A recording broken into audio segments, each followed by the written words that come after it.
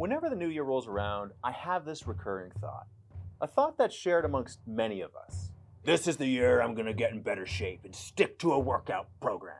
I'm gonna lose 30 pounds. I'm gonna go to the gym 5 days a week. I'll drop my percentage of body fat to 10%. And the list of New Year's resolutions goes on and on and on.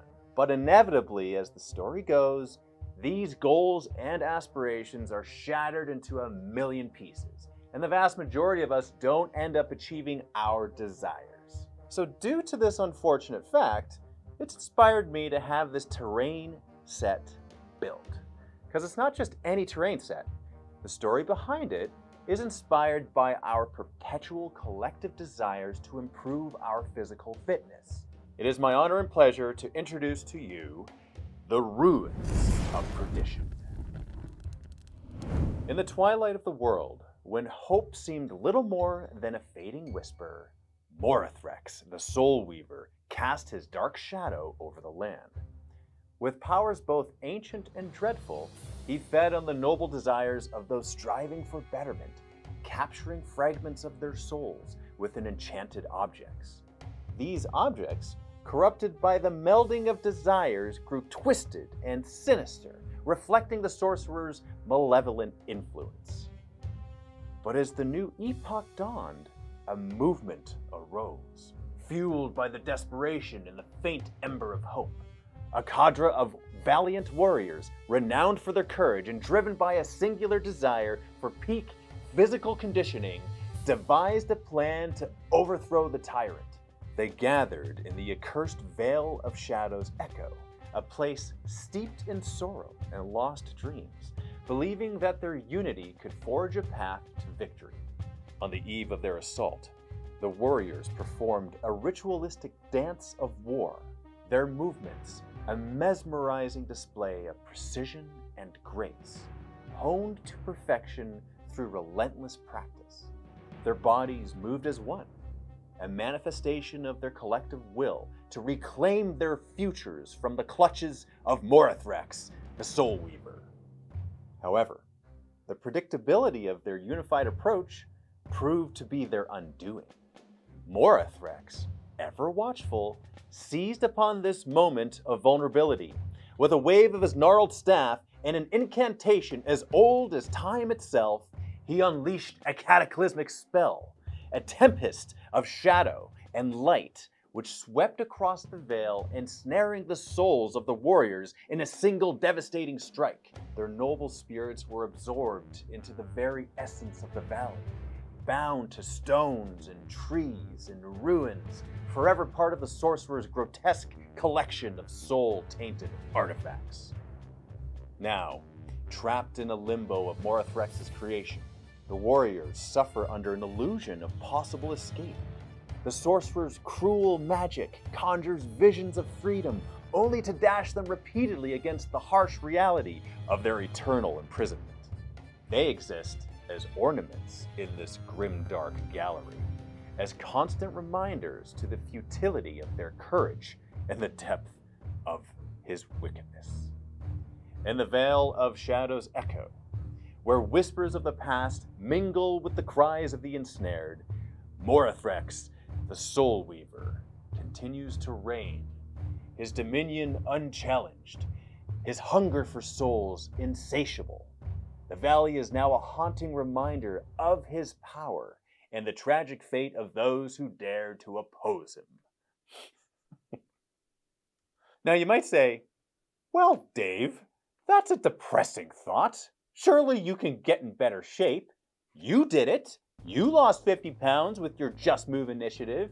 You even went to England on tour, visiting gaming clubs to promote this philosophy. Don't you think it's a little ironic you should have a terrain set made that depicts an illusion of possible escape and a cruel magic that conjures visions of freedom only to dash them repeatedly against the harsh reality of eternal imprisonment? To that I say, well, the story isn't finished yet. This is only the beginning. The vast majority of warriors who attempt to fight Morthrex have lost. This is a fact. However, it is in the darkest of times that a lone hero emerges, A warrior who goes against the grain and refuses to submit to the illusion of defeat. When I decided to embrace the just move mindset and untether myself from the previous expectations, my future became unpredictable. I was entering uncharted territory. I didn't know when or how I was going to exercise. Now, one could easily say, well, that's no way to accomplish a fitness goal. You gotta have goals. You gotta know what you're doing. You can't just go into it blind. But what if I told you I've defeated Morthrex? Berserker Dave went head to head with him, looked him in the eye, and said, I refuse your offer. I am not going to fall prey to your sorcery. You have no place in my mind. You did for a very long time, but what gave you power over me, what allowed you to capture a piece of my soul and meld it to the TV and glue it to the endlessly wasting time scrolling on my phone, becoming weak and lazy, was the fact that I had no idea you were even in there to begin with. It's impossible to fight an enemy you don't even know who's there, but now that I know you like to tackle fragments of my soul and mash them up with whatever you deem appropriate, well, it looks like I now know your weakness. Just as you've predicted every move I'd make in the past and every move of all the poor souls you've trapped in your Ruins of Perdition, I am now predicting your move. It's pretty obvious when you think about it.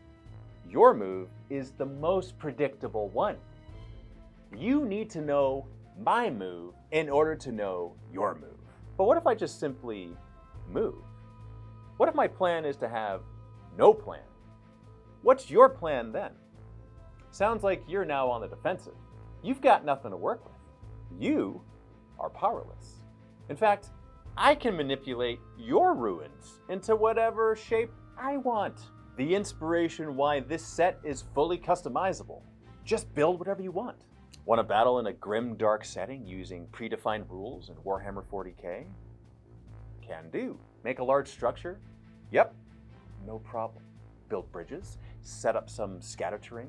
It's all possible, and it can be different every time. The permutations seem to be infinite, which makes it very hard for Morthrex the Soul Weaver to anticipate your next move. This is the first Ruins of Perdition terrain set. I'll be expanding it in the upcoming months to include some thematic pieces to visually display the lore. In the meantime, the ruins themselves, which include Gothic walls, floors, barricades, statues, bridges, and scatter pieces, can be used in any sci-fi setting you wish. The STLs are available to buy on Frontiers and MyMiniFactory. Get the full collection for just $100. We've seen fantastic success with our Ruins of Drachenfell terrain set, and we've always been passionate about making terrain. It's what first got me into the tabletop hobby. For now, the Ruins of Perdition will only be available in digital format to 3D print yourself. However, we'll soon launch a follow-up campaign where we'll be offering physical terrain sets produced in-house here in the MiniWarGaming Forge by our team of Forge Fiends. In the meantime, you can grab a Just Move Berserker Dave to remind you to just move whenever you look at him. He acts as a talisman. Get up, do some squats, do some push-ups. Looking at him will trigger you to action, just as it's triggered many. Berserkers take charge and collect skulls. I'm MiniWarGamer Dave, and these are the Ruins of Perdition.